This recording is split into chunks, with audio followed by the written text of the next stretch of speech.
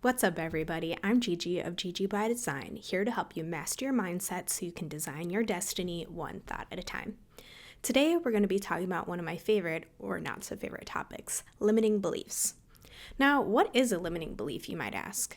A limiting belief is a thought or a story you've been telling yourself for so long that you start to accept it as truth. And the worst part about it is they're usually not based on reality or fact. Now, if you wait till the end of this video, I'm going to show you exactly how to identify and counteract them in real time. Let's get into it. Now, as I mentioned, I loathe limiting beliefs for 3 different reasons. Number 1, they're a necessary evil. 2, they're sneaky as hell. And 3, they paint a false picture of reality. The nature of this reality is that we have to experience duality. You can't have lightness without dark, you can't have happiness without sadness, and you can't experience growth without overcoming your limiting beliefs. The frustrating part also is that even when you overcome a limiting belief, a new one will inevitably pop up. The good news is, once you become aware of a limiting belief, you can use it as a catalyst for your growth and therefore always be propelling yourself to the next level. But why do they have to be so sneaky? Limiting beliefs are often formed during childhood. So when you go to therapy and they want to dig into your past, there's kind of good reason for it. These early experiences shape our perception of reality for years and often decades to come. As a child, it's hard to discern between good and bad, right and wrong, so we have to depend on the adults in our lives to kind of teach us the ways of the world.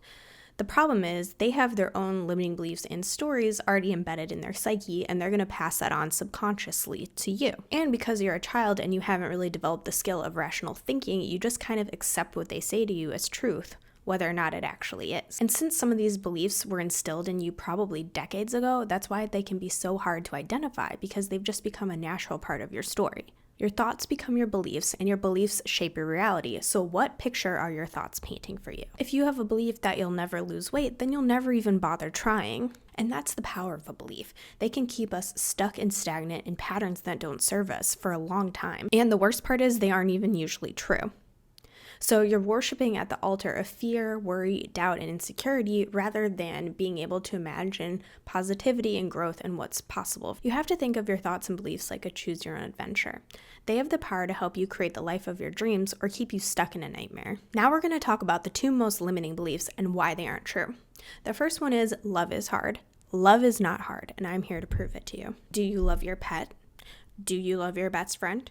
I'm going to eliminate family from this one because a lot of people have complicated relationships with their family, but I'll get into that in a minute. The reason that loving your pets and friends isn't hard is because you don't have a negative story attached to them. Your beliefs and assumptions about people are what make them hard to love, but the act of love itself isn't that hard. It's not hard to sit there and accept somebody. Loving your friends comes easily, otherwise you wouldn't be friends with them. You're just sitting there and holding space and accepting each other exactly as they are. That's what love is. This notion of romantic, over-the-top love isn't realistic. Love is what we hear it is: patient, kind, accepting. Anyone can do those things regardless of how someone else is treating you. And loving your pet is easy because there's no animosity or bad blood. You don't have a history with them, so to speak. It's a natural, pure kind of love. Now, what about loving people who treat you poorly, such as family members? You can learn to love them too. But just to be clear, you don't have to accept negative treatment, especially if it's harmful to your well-being. What I'm asking you to do is to change your perspective on how they're treating you. You can learn to see the pain they inflict on others as evidence of their own wounds. And the power is you don't have to carry their wounds and baggage with you any longer.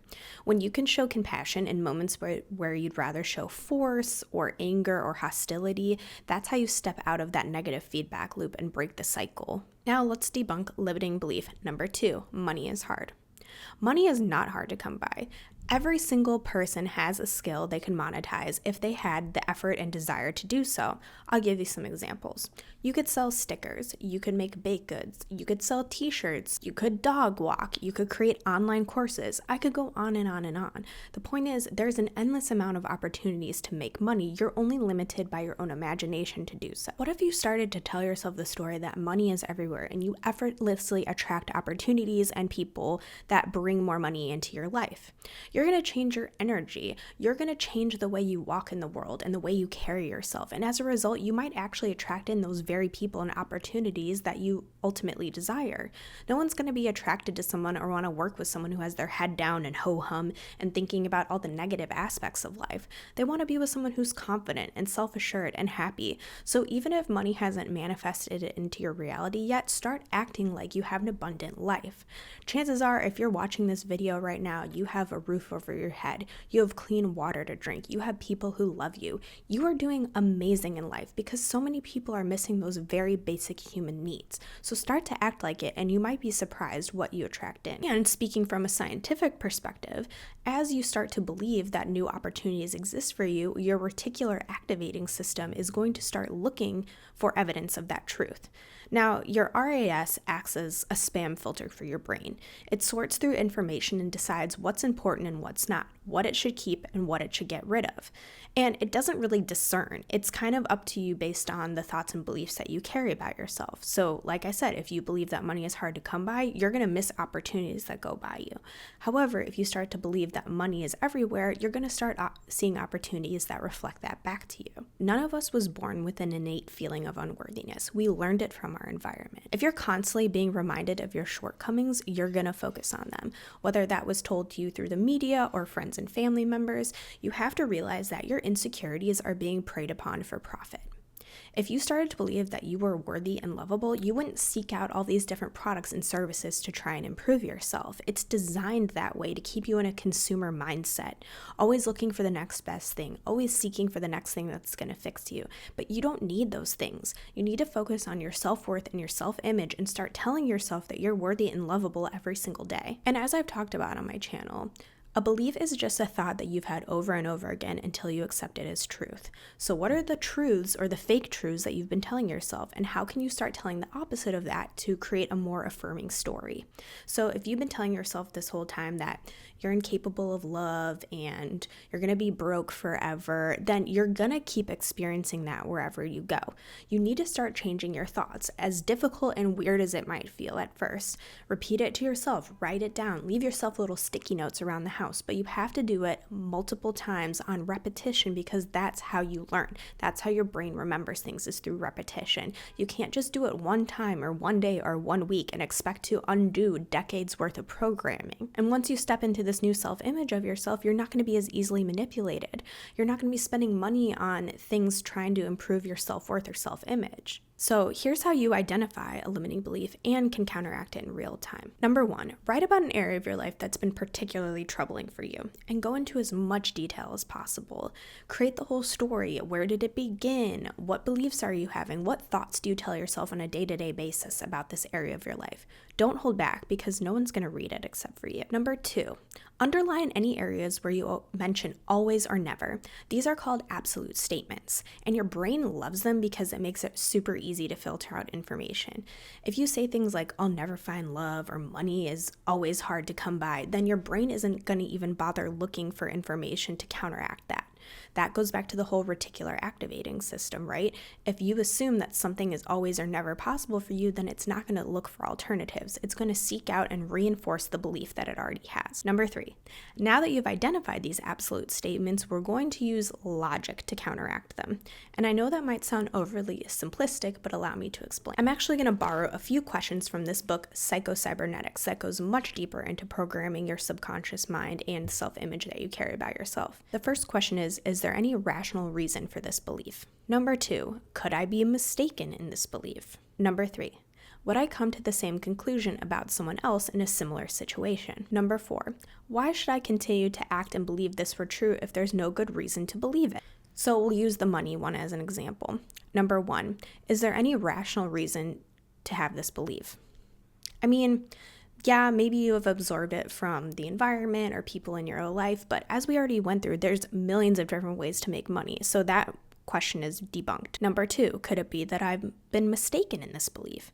money is hard to come by. Of course, there's plenty of people who have been down on their luck and have been able to generate new sources of income and wealth for themselves. Everyone loves a good rags to riches story, and there's plenty of them out there, so that debunks question number 2. Number 3, would I come to the same conclusion about someone else in a similar situation? If someone came to me and said that money is hard to come by and they'll be broke forever, of course I would counteract that belief. I would say, well, what do you like to do? What do you enjoy doing? What are you passionate about? There's got to be other ways for you to make money without you having to quit your job if that's not what you want to do. The opportunities are endless. So that debunks question number 3. Number 4, why should I continue to believe this if there's no rational reason for it? Well, now that we've debunked all 3 questions, there's really no reason to keep holding on to this belief that money is hard to come by. It's obviously not serving us, so why would we want to do something detrimental to our well-being? So that's how you talk yourself out of a limiting belief and start to use your rational thinking to recreate the story around it. And then the last step, number 4, is to take action to counteract that limiting belief. Now, because you might be stuck in a story that says that money is hard to come by or you're not capable of making more money, you have to start taking action to counteract that belief and prove to yourself that it is possible. Start looking for opportunities online. Start brainstorming ideas of different ways you can make money, and that's how you get the ball rolling in the opposite direction. And you should ideally pick something that's small and manageable and something that you can repeat for 21 days. So if you have the belief that money is hard to come by, start investing $1 every single day for 21 days. The goal is to show your brain that you're capable of overcoming this belief, and then your reticular activating system will kick in and look for evidence to reaffirm it. I hope this was helpful for you, and now you're on your journey to overcoming your limiting beliefs. So leave me a comment below and let me know what limiting belief you're working on. Take care.